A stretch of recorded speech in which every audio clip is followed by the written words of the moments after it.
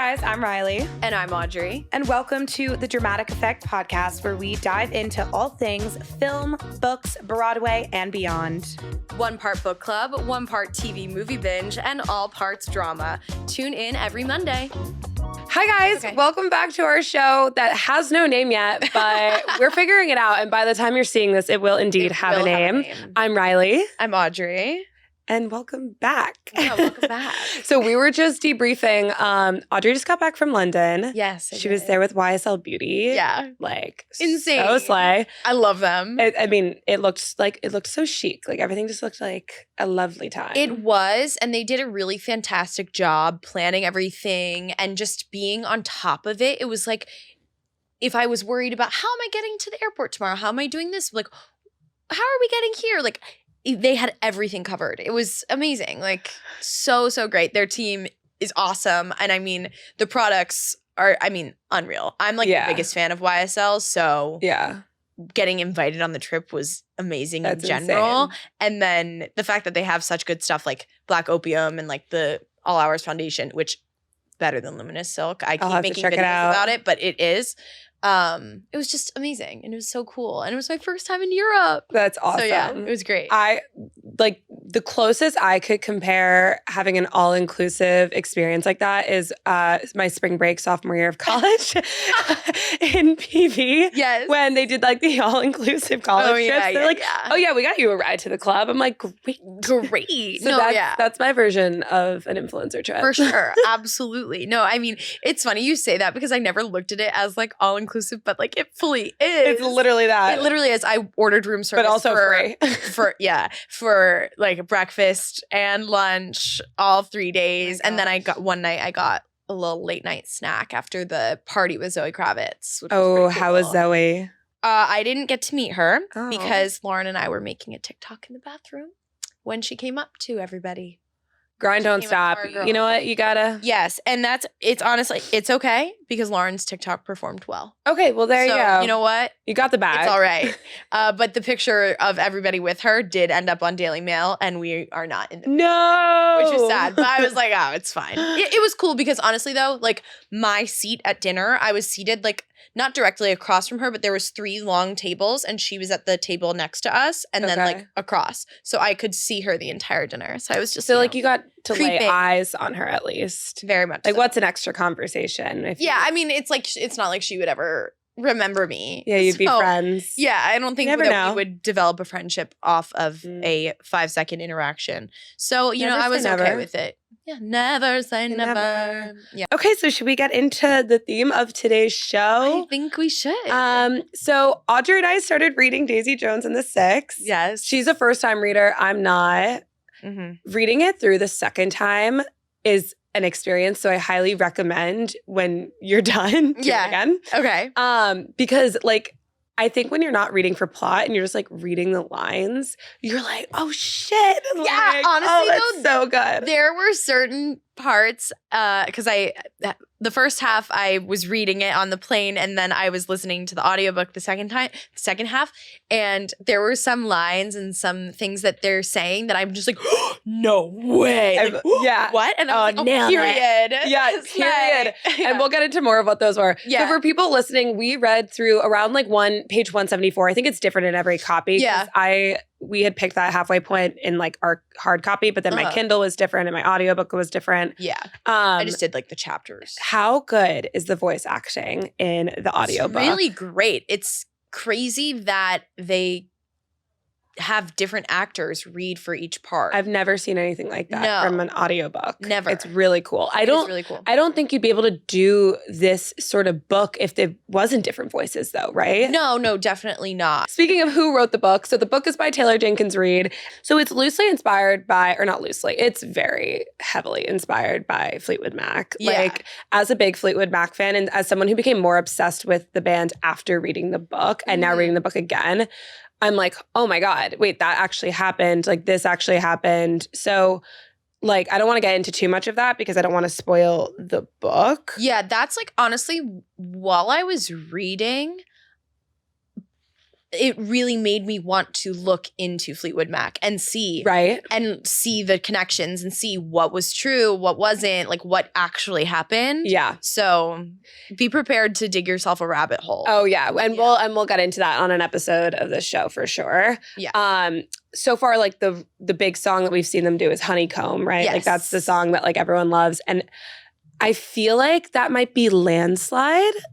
I don't know. I have not. I don't know. I like something about like the lyrics being very like about like life and finding like your peace and changing. Like it hits like the Landslide lyrics for me. So Taylor Jenkins Reid wrote this book as, you know, it basically feels like you're watching a documentary about it. Yeah. And some research I did do on Fleetwood Mac is that they did do like a reunion documentary in like 1997, I think it was. Okay. And it was, you know, that's when a lot of people learned about like what really went down during the making of Rumors. Okay. So it's definitely like giving that. And I think it says that Taylor Jenkins Reid wanted it to be like a very immersive historical experience. So what do you think about like the format of the way it's written? Do you like it? I do like it, but me being so scatterbrained, like maybe I'm just fucking dumb, but like sometimes it's hard to follow because there are so many different characters. And you're getting all their different perspectives. And all their different perspectives. So I'm like, oh wait, how did he feel about her? Wait, I'm forgetting. Like, what did he say? And then, you know, didn't necessarily have to go back and like, I'll figure it out eventually. But, yeah, it pieces together. So that's like, you know, you just have to be paying attention and really reading. Like you can't just be like skimming. Yeah, I think like part of that too is that like a lot of it's like revisionist history, right? Like it's like everyone's perspective of an event is so different. Yes. So a lot of it is like realizing, like having to put together the fact that like, oh, they're just remembering it different. Like, because you're kind of sitting there going, so what happened here? But you're like, I guess we don't fully know because you're only getting each person's truth. You're not getting like the actual factual truth. Yeah, literally. From like the perspective of a narrator. And I thought the perfect example of that was when during Billy and Camilla's wedding, Camilla walks down the aisle and Billy goes, she was wearing a white t-shirt and jeans. And then immediately after, it's like Karen goes, she looked rockin'. She was wearing this yellow crochet top. And you're like, wait, so what was she wearing? So what was she? I'm going to say an ivory crochet top. Yeah, somewhere in between. Or we'll just side with Karen because like I feel like women remember an outfit a little more. Whereas like Billy probably just wanted to be like, she was so chill and simple, just rolling down the aisle in her. Chill girl. And that's why I love her. That's why I love her. That's why she's my honeycomb. Yeah, literally. Legit. And this is interesting. Apparently studies show that like, I don't want to throw out a random number, but it's like apparently like almost half of your memories that you have as a child didn't happen the way you remember it. What? Isn't that wild? Wait. So it's like you make up your reality in your head. That is crazy. Also just like in like the reading this story, like there's so many emotions involved. So it's like, okay, it's fueled by hate or it's fueled by love or they were oblivious.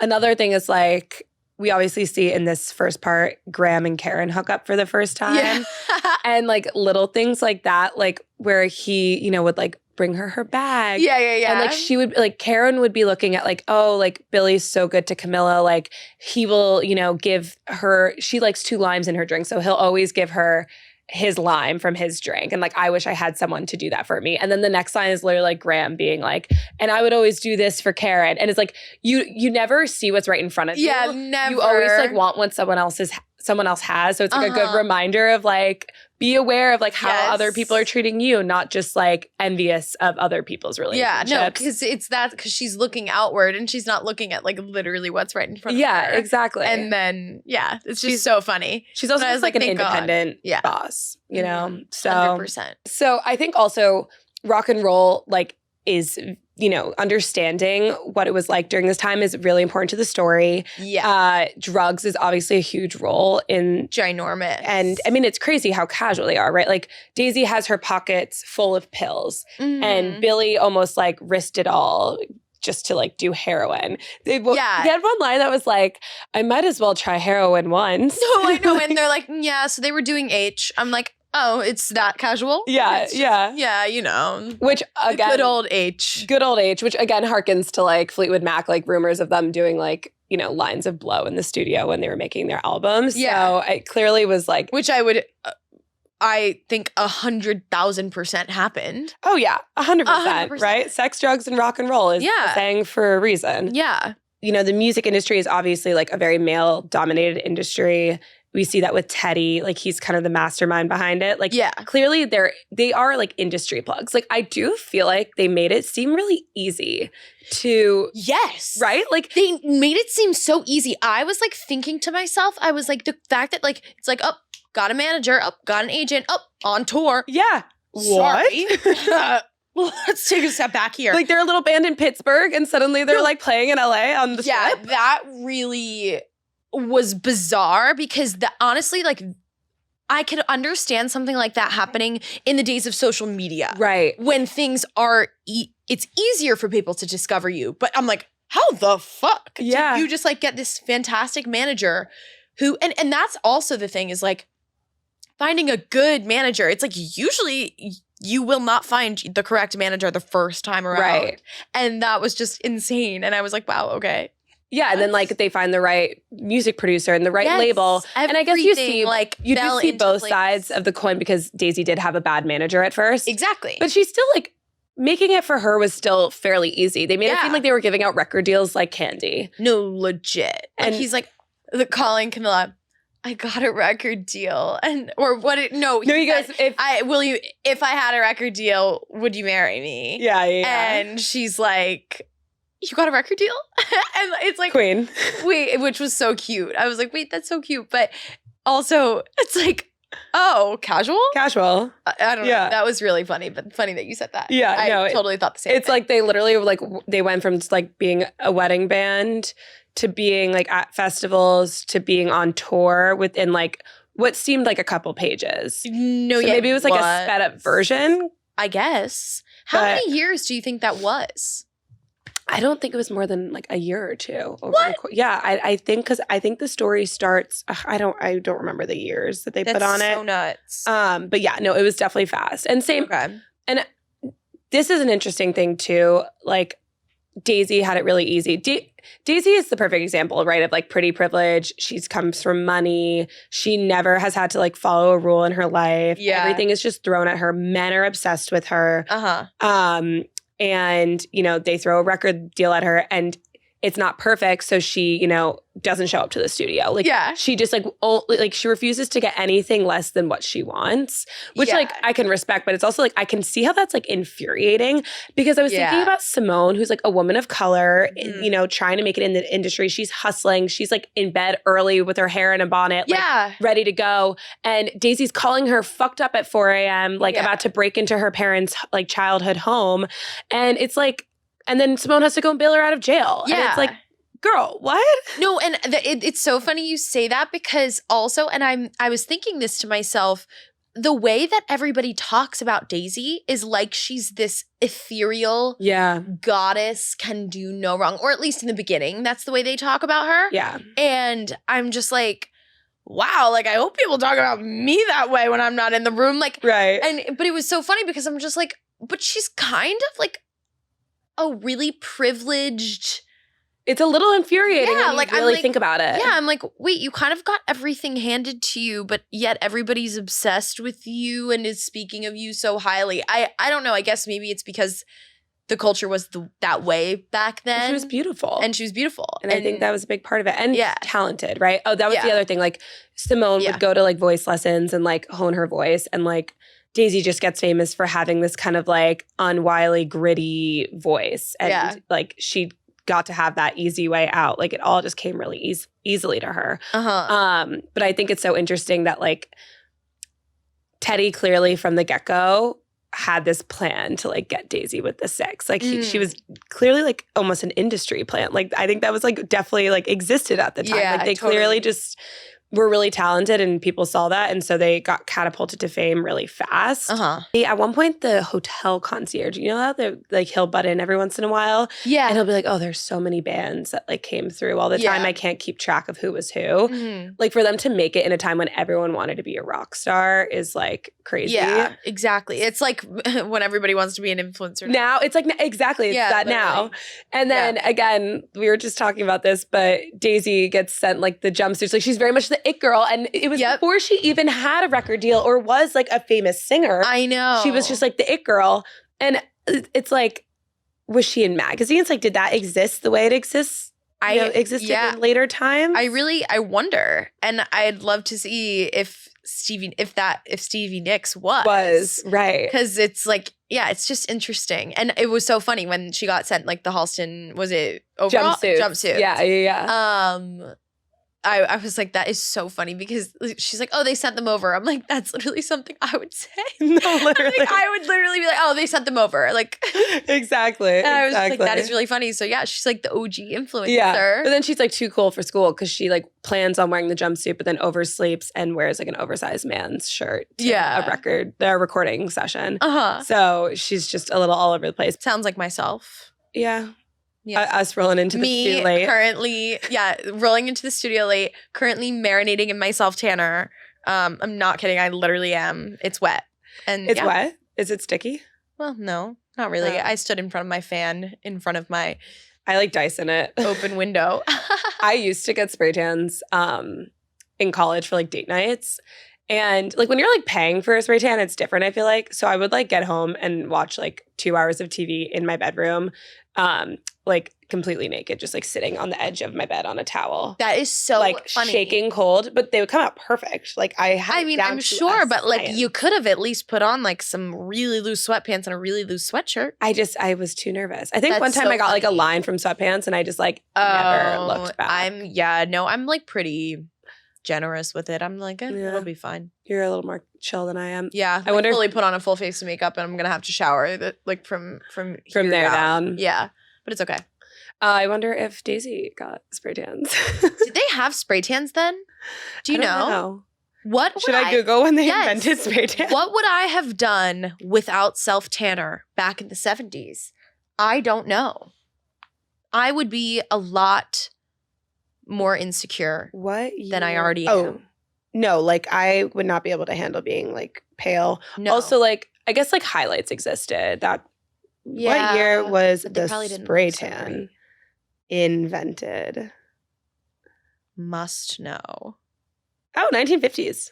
No way. They definitely weren't as good as they were now. Like even when we were like younger, like I feel like I can remember being in middle school and having like babysitters that like for prom would have like the most orange spray tans. Yeah. Like they've perfected the formula now. Yeah, for sure. Thankfully. And it's amazing. And I love it. Love so it. Much. My favorite. Going off of like the OG influencer and obviously Daisy just being this it girl, let's get into like the gender roles.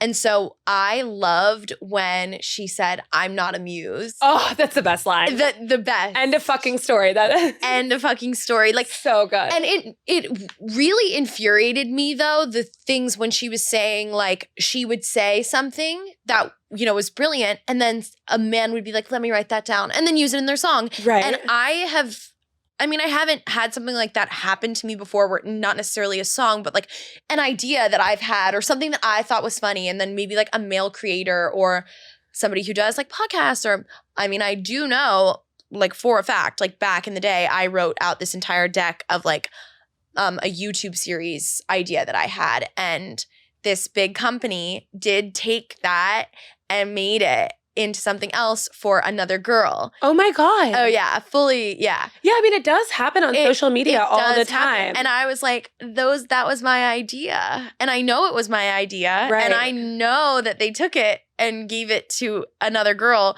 But I know that it's so funny because I'm like, oh, it's for male gain and it's all for their gain. And like, I'm just like, that is so infuriating. And it's like, realistically, like, oh, could I sue for that? Yeah, sure. But I'm not going to. Yeah.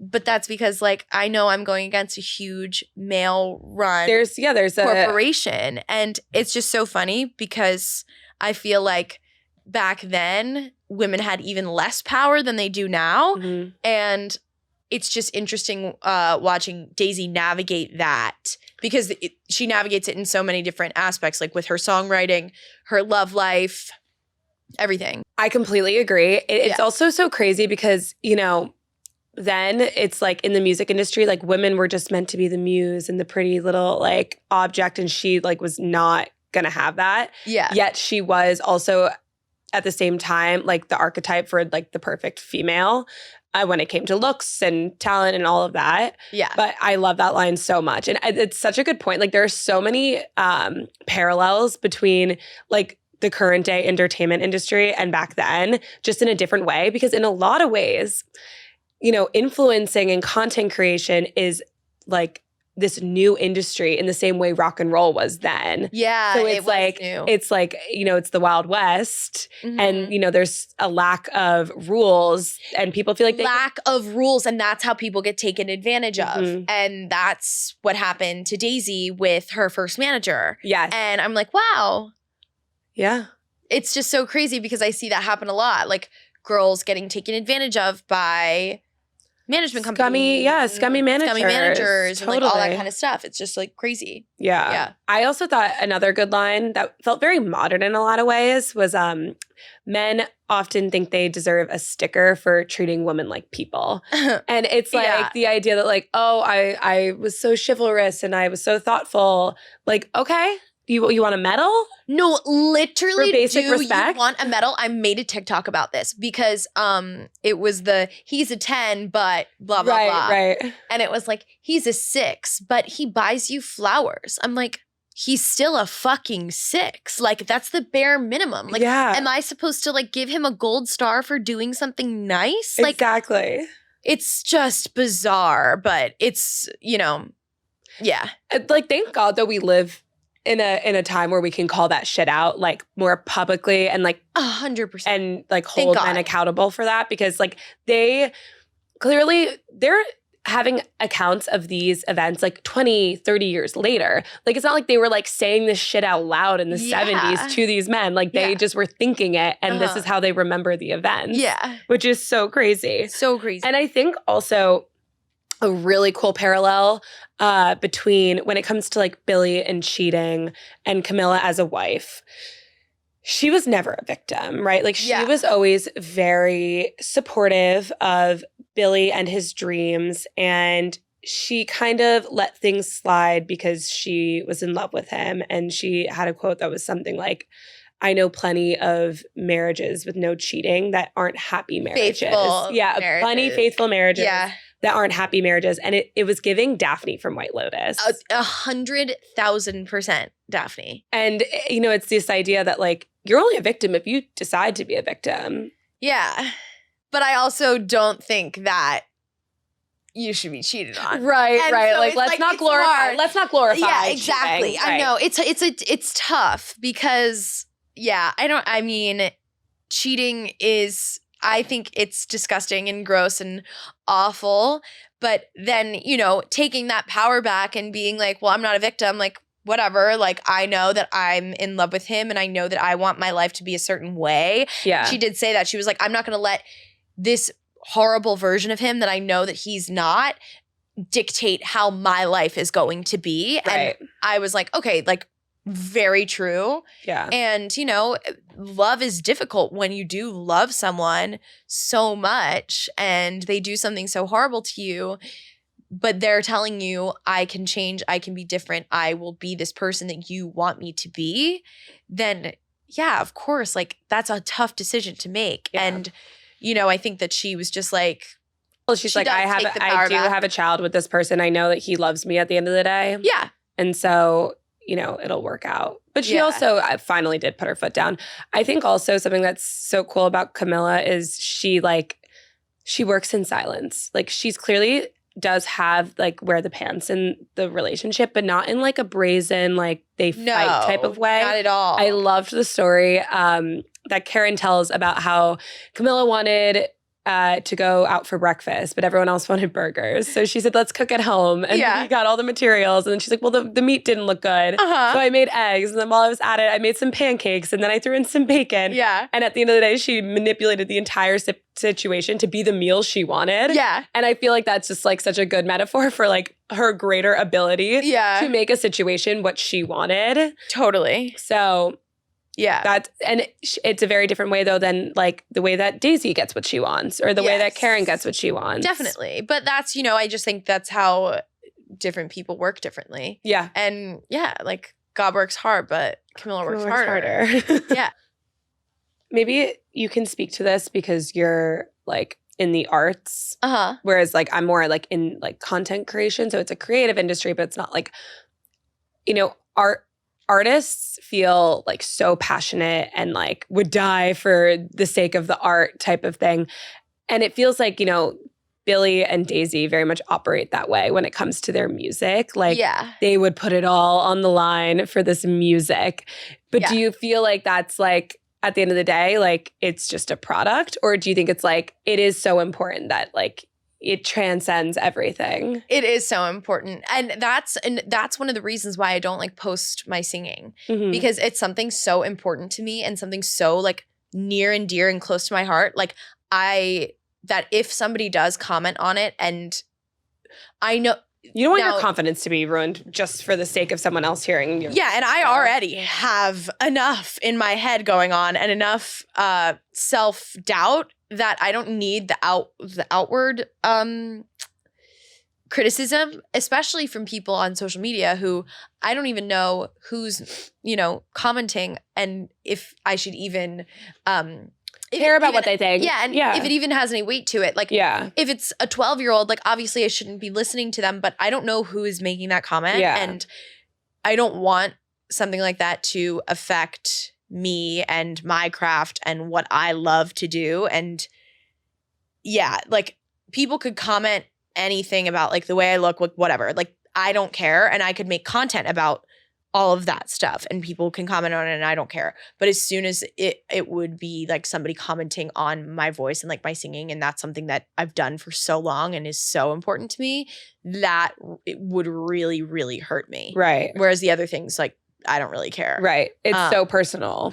So personal. And especially like in the way that they're writing here too. I can't like even they're imagine. Writing about their heartbreaker. No, I can't even imagine. Their deepest, darkest secrets, and they're writing it together. Like no wonder they like have crazy passion between the two of them. Yeah, like which whether I'm or not really, it's hatred. So I'm also interested to see how that is going to unfold. Yeah. And I mean, I don't know. And I'm just like, it's just interesting. Yeah, we're just starting to see like them sort of let their guard down with each other, right? Yeah, like, because he hates her. He hates her, but like that's clearly a defense mechanism. Exactly. I'm like, you don't fucking hate her. Yeah. Like, but maybe do. I don't know. But it's like where, the like hate and love are cut from the same cloth, Yeah. Something I saw you made a note about was the drugs. Yeah. Just going back to that, like I think you said like, are you still rock and roll if you don't do drugs? Yes. Yes. And I'm like, I'm not sure. With that question, I don't know. Well, because Billy goes off drugs. Yeah. And he comes back to write this album. And he's also like, he's so sure that he's the most talented in this band, that everything is up to him, falls on his back. He said he shows up to write this album, basically has it written. And everyone's like, no, we're not doing softy love songs about your wife. Yeah, like, literally. I'm done singing about your wife. And it's like, okay, so he's not living this rock and roll life anymore. So can he really, pull off the music now? Yeah. And so it is a crazy question. It's interesting. And I don't know, because then also part of me as like a creator, which is funny, like I'm like, if I was high all the time and like literally fucked up 24/7, how would I be able to create anything? Yeah. And I don't know how they did it. So that also is like props to them. Like they're absolutely amazing and brilliant that they were able to create some amazing things while super fucked up. Yeah. But maybe it's like the product is more conducive to what the type of creativity that is brought on by drugs and alcohol, right? Like, yeah, I guess. Like it's harder to be like funny and witty on a TikTok when you're like not sharp versus like singing an emotional song in a studio and writing crazy lines. But the crazy lines though, like the writing, it's poetry. Yeah. So I guess you can do that when you're fucked up. Somehow. I don't know. Somehow. I can't relate. Exactly. Like, I don't think I would be able to barely like figure out how to place a Taco Bell order when I'm drunk. Literally. Maybe if I was on like mushrooms or something. I don't know. Yeah. It depends. Depends if it's from the ground. Yeah. I do want to touch a little bit more on Billy before we wrap. Oh, fuck. I knew it was something about Billy. It was something.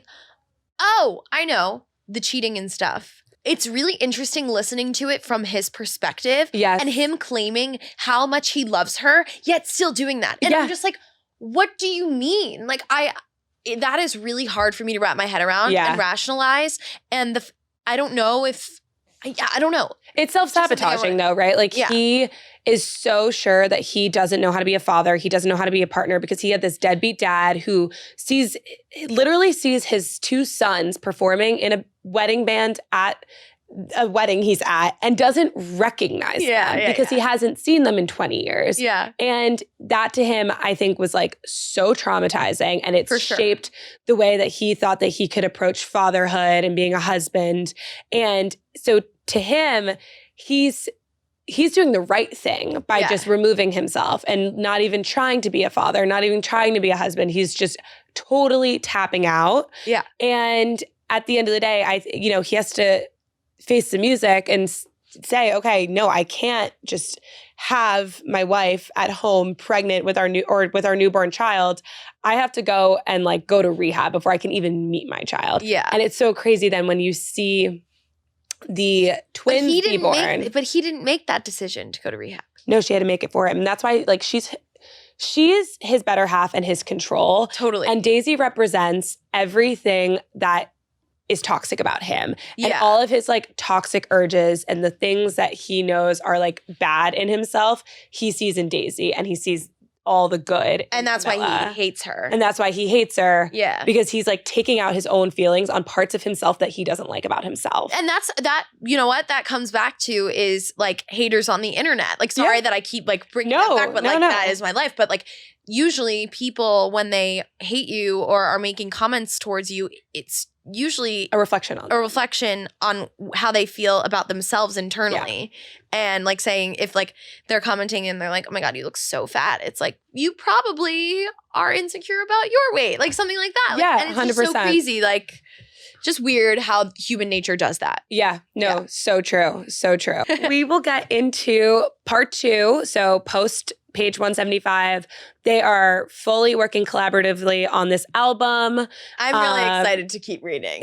You start to see all the music come together. They keep working on, you see more of the Billy and Daisy process, but you also get to see more of the band come into play. And they start to get a say because they're inspired by how Daisy walked into the studio and she said, this isn't your band anymore. If I'm here, I get a say. Like, I'm not going to be bulldozed. And she says it from day one. And I think that's a great lesson. Like, set your boundaries early with people and, don't let people walk all over you and take advantage of you. 100%. And we kind of see what leads to the demise of the band because we do know that they break up. Yeah. And I'm really excited. And I also think that hopefully we'll gain some clarity on some of the things that I, was like, oh, well, we'll see. I'm not really sure. You will. I'm excited. It's one of those endings that leaves you with questions, but also you feel satisfied. Okay, good. Yeah. Good. It'll be a good one. And then after that, we'll get into Fleetwood Mac. We'll get into the show. Yeah, the show. I'm really excited about the show. And we got to like dig into like, some of the casting. They filmed it as like a documentary, right? Okay, cool. Which I don't want to get into too much, but I think it's so crazy that like these interviews are clearly happening like 30 years later and they didn't recast the like older Daisy and like the older Billy. Like it's the same actors, like maybe slightly aged. Sometimes I like that though. Yeah, I'm curious to see. I like that because I feel like it gives a little bit more of like a connection. Yeah.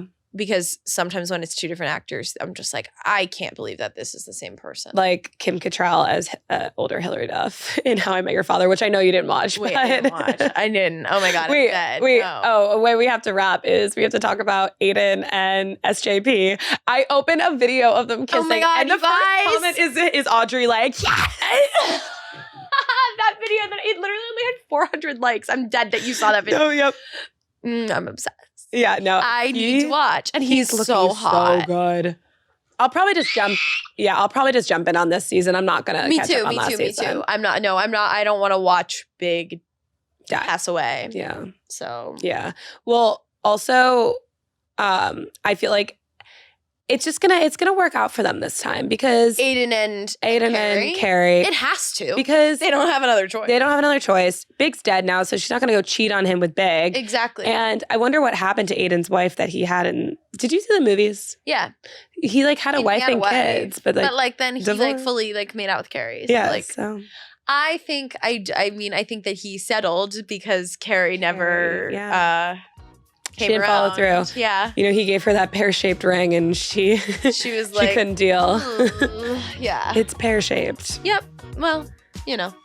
We'll see. We'll see. All right. Well, we'll see you guys next time. Bye. Hey guys, thank you so much for listening to Dramatic Effect. You can find us on Instagram, TikTok, and YouTube at Dramatic Effect Podcast. And don't forget to leave a rating and review. Love you guys. Bye.